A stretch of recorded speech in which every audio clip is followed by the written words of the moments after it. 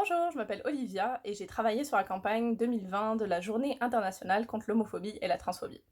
Cette année, la thématique, c'était le soutien de la famille, c'est essentiel. J'ai beaucoup travaillé sur cette campagne et ça m'a fait réfléchir à certaines choses et je voulais les partager avec vous. Donc, première chose, c'est j'ai eu beaucoup de chance. J'ai eu beaucoup de chance parce que ma famille a toujours été très ouverte. Même avant que je fasse mon coming out, je savais que quand j'allais faire mon coming out, il n'y allait pas avoir de problème, j'allais pas me mettre en danger, j'allais pas perdre mes relations avec les personnes de ma famille. Et pourtant, j'étais quand même stressée, là, parce que je pense que beaucoup de personnes sont stressées, même s'ils sont dans des familles super ouvertes.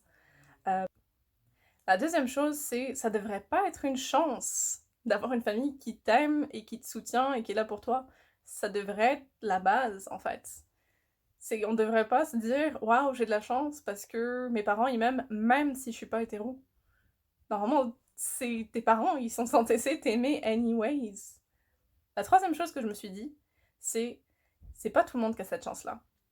J'ai été impliquée dans plusieurs organismes LGBTQ+, puis en parlant aux gens, j'ai réalisé assez tôt qu'il y a beaucoup de gens, malheureusement, qui ont perdu contact ou qui sont exclus un petit peu de leur famille parce qu'ils sont LGBTQ+.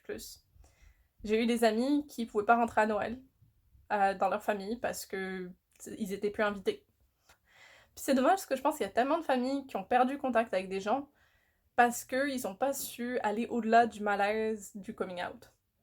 Puis je veux bien admettre qu'un coming out, c'est pas toujours facile, c'est pas toujours facile d'accepter un changement dès le début, mais il est jamais trop tard aussi d'admettre, écoute, j'ai pas bien réagi quand t'as fait son coming out, puis je suis vraiment désolée. J'aurais pas dû agir comme ça, j'aurais dû être là pour toi, je l'ai pas été, puis je le regrette maintenant, puis j'aimerais bien qu'on reprenne notre relation.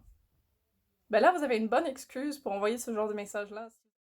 Si j'avais un conseil à donner aux familles de personnes qui sont LGBTQ+, et qui savent pas trop comment gérer ça, parce que c'est vrai que ça peut ne pas être évident au moment du coming out, ça serait vraiment asseyez-vous et faites une liste de ce qui vous gêne, ce qui vous fait peur, ce qui vous agace. Soyez honnête avec vous-même. Puis voyez c'est vraiment quoi qui bloque. Puis après, vous pouvez peut-être essayer de débloquer ces points-là en vous informant. Par exemple, il y a des parents qui sont tristes quand ils apprennent que leur fille est lesbienne, mettons, parce qu'ils pensent que du coup elle va pas pouvoir se marier et avoir des enfants. Mais au Canada, comme dans 26 autres pays, c'est possible. Si c'est ce qu'elles choisissent. Il y a aussi des peurs par rapport à est-ce que mon enfant va être heureux, est-ce que mon frère va être heureux, des peurs liées à l'intimidation. Malheureusement, vous pouvez pas changer ce que la société va faire par rapport à votre proche. Par contre, vous pouvez être sûr d'être à ses côtés quand ça va arriver. Que ça soit quelque chose de bien, un moment heureux ou un moment malheureux, vous voulez être à côté.